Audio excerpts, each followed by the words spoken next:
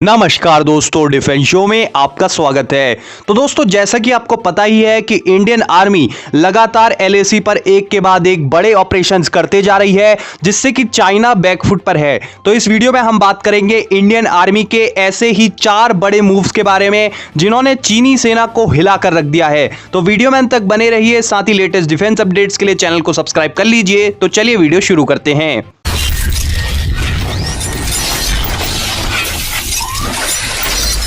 तो दोस्तों, पिछले कुछ दिनों में इंडियन आर्मी ने कई बड़े स्टेप्स उठाए हैं, जिससे कि इंडियन आर्मी की पोजीशंस स्ट्रेटेजिक और टैक्टिकल रूप से और ज्यादा मजबूत हो चुकी है ईस्टर्न लद्दाख और पर्टिकुलरली पेंगोंग लेक और चुशुल सेक्टर में। दोस्तों, इस सब की शुरुआत हुई 29 और 30 अगस्त की रात को, जब इंडियन आर्मी और स्पेशल फ्रंटियर फोर्स के कमांडोज ने पेंगोंग जो लेक के साउथ में चाइनीज पोस्टों के ठीक आगे अपने तंबू गाड़ दिए थे और रेकिन माउंट पर चीन ने जो पोस्टें बनाई थी जो कि खाली पड़ी थी, उन पर कंट्रोल ले लिया था। और इसके अलावा ब्लैक टॉप पर भारतीय सेना ने कंट्रोल ले लिया था, जिसके बाद चीनी सैनिक टैंक्स लेकर ब्लैक टॉप की ओर आए थे, लेकिन इंडियन आर्मी को पीछे हटाने में नाकाम रहे। उल्टा उन्हें खुद वापस मुड़ना पड़ा। तो जो 4 बड़े कदम या फिर मूव्स लिए गए हैं, उनकी बात कर लेते हैं। तो सबसे पहले इंडियन आर्मी फिंगर 4 की रिज लाइंस पर डोमिनेटिंग हाइट्स पर पहुंचने में कामयाब रही, जो कि पेंगोंग जो के उत्तरी छोर पर है। मई की शुरुआत में चीन ने फिंगर 4 और फिंगर 8 के बीच का एरिया कब्जा लिया था और फिंगर 4 की रिज लाइंस पर पोजीशंस ले ली थी। दोस्तों, आपको बता दूं कि फिंगर 4 और फिंगर 8 का एरिया भारत और चीन दोनों ही क्लेम करते हैं और दोनों ही तरफ से यहां पर पेट्रोलिंग होती है।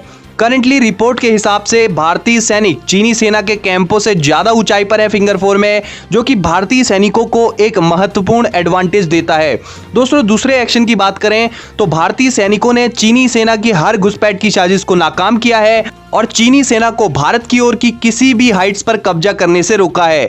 ऐसा ही एक और साइट है जो कि मुखपरी टॉप, वहां पर पीएलए के जवान करीब 20 से 30 की संख्या में धारदार हथियार लेकर पहुंचे थे और भारतीय सैनिकों पर हमला करने की फिराक में थे, लेकिन वहां पर भी भारतीय सैनिक मजबूती के साथ खड़े रहे, जिससे एक क्लोज क्वार्टर स्टैंड ऑफ, ज्यादा बड़ा तो नहीं लेकिन महत्वपूर्ण कहा जा सकने वाला स्टैंड ऑफ हुआ था। इसके अलावा दोस्तों, पीएलए ने भारतीय जमीन पर अपने टैंक्स भेजने की भी कोशिश करी थी, लेकिन भारतीय फौज ने उन्हें करारा जवाब देते हुए वापस लौटा दिया, जहां पर भारतीय सेना ने चीन के टाइप 15 लाइट बैटल टैंक्स के मुकाबले में अपने ज्यादा बड़े और ज्यादा भारी T-90 भीष्म टैंक्स उतार दिए थे। तीसरा जो बड़ा मूव लिया गया था भारत के द्वारा, वो था रीचिंग ला पास के बाद भारत के पोजीशन को मजबूत करना। दोस्तों, ये एक ऐसी जगह है जहां पर चीनी सेना ने भारतीय सैनिकों को पीछे धकेलने की कोशिश करी थी। दोस्तों, रीचिंग ला एक बहुत ही महत्वपूर्ण पोजीशन है जो कि स्पंगूर गैप के दक्षिणी छोर पर है और यहां से उन चाइनीज पोस्टों पर नजर रखी जा सकती है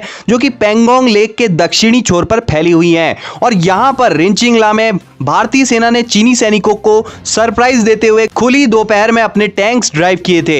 इसके अलावा जो चौथा बड़ा एक्शन लिया गया है भारतीय सेना के द्वारा, वो है स्पंगूर गैप के उत्तरी और दक्षिणी इलाकों में मगर हिल और गुरंग हिल जैसे महत्वपूर्ण चोटियों पर कंट्रोल लेना।